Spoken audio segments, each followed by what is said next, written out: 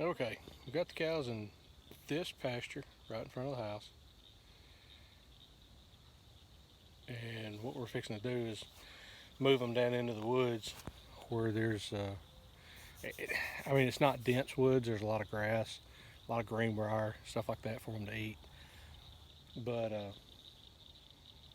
we don't have water pipe everywhere yet, so we have to have water accessible. So what I've done is I've taken, and you see this fence, this post right there, come off it, going around this way. I've stepped off into the pond a little bit to where they've got room to get down to it and drink, but I've got them, not sure if you can tell, they're kind of boxed in. They've got their own little alley down to the edge of the pond. And what we're going to do is take off from this post and go out a little bit, and then turn and go back around that way down to the other gate. So that's what we're going to do. We'll see how it goes. Okay, so I took a compass reading off the fence, and it runs roughly north and south. I'm trying to go as close to 90 degrees off that fence as I can. Yeah, it's getting dark. Probably not going to get this done tonight, but we'll see how it goes. And that's what I'm fixing to blaze the trail through. Go me. Okay, so here we are, cutting a new lane. Can't really see it. Okay, we got 2 strands of high tensile going through here, going back down that way. We're turning 90 degrees. I'm going to the outside perimeter fence. I've already got my single strand laid out.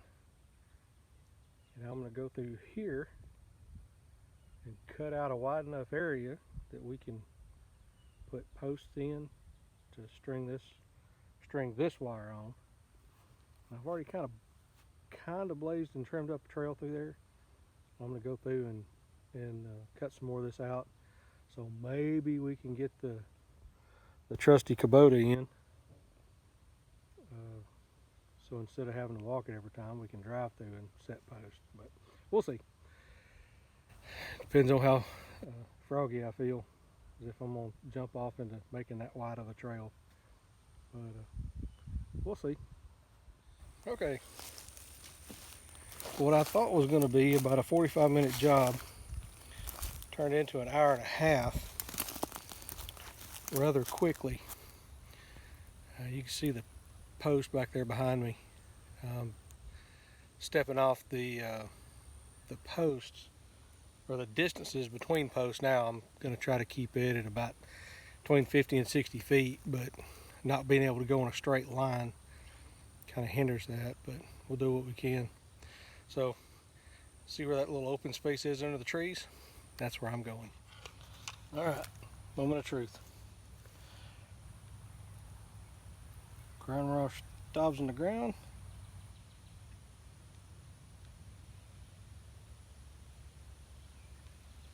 Hitting about 4,000. Not quite as much as what I wanted, but there's probably a couple of little spots down through there that needs to be.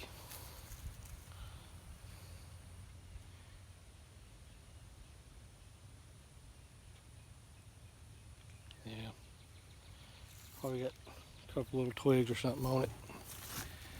All right, well, we'll call that good for right now.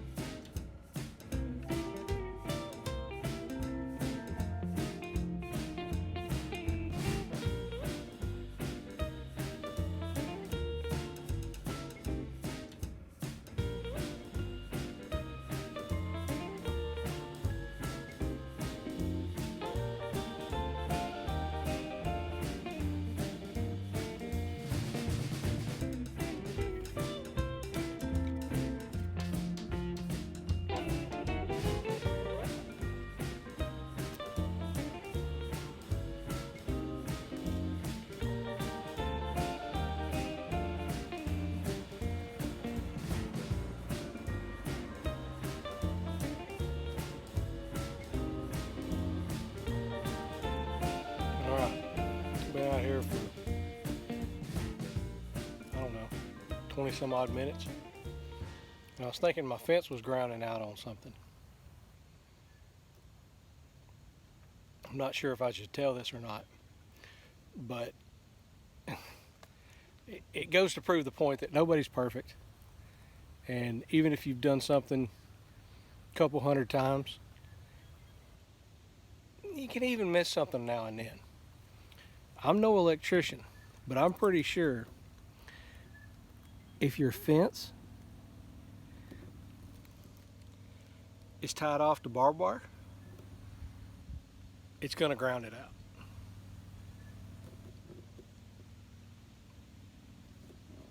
Don't tie your fence off to barbed wire. Okay, I am not the all-knowing, all-seeing, singing, dancing stuff of the world when it comes to electric fence, but I am smart enough to know whenever you have a problem, take your handy-dandy fence checker and check your voltage. Our fence usually hits between 6,000 and 8,000 volts, and if I have anything less than 6,000 volts, I tend to be concerned that we ain't got enough fire going through it. I don't know what it is about those cows, but if it ain't hot enough, they'll just duck under it and keep on going. So that being done, we've got 6,000 volts at the terminating end of it, and we're ready to turn some cows in.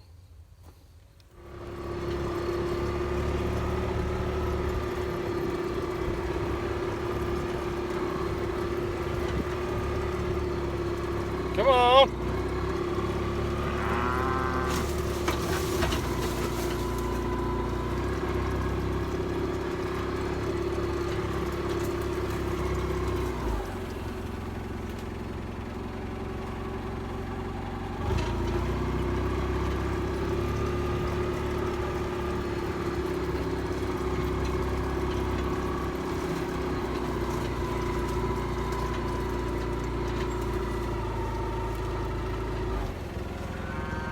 Come on! Come on!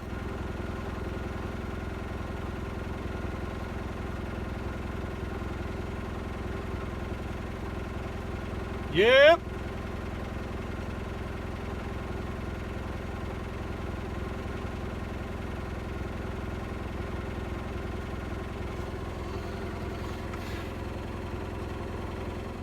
Finally got them turned in. Talked them into following me.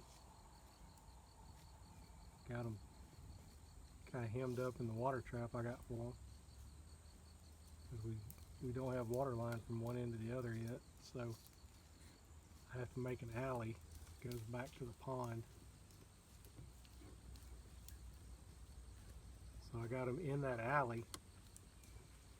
And once I started calling and walking that way and got on the Kubota and turned around, headed out, they went ahead and fell in right behind me. They know where this little glade is. Not really a meadow, but I'm not sure where it came from, but there's orchard grass and vetch and a little bit of Bermuda grass in here. All kinds of forbs and greenbrier leaves and all kinds of stuff like that for them. Every one of them got their head down munching.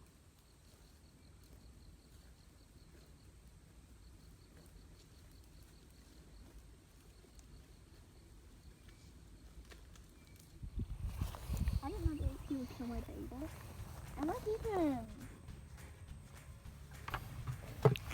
Okay, leave him in there. What are those just tiny pinchers? Yeah, that's the legs. They look like pinchers. Is he gonna try to crawl out? Yep.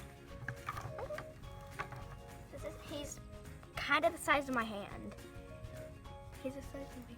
I'm scared to get near him. Look, what are the whiskers for? For feeling around.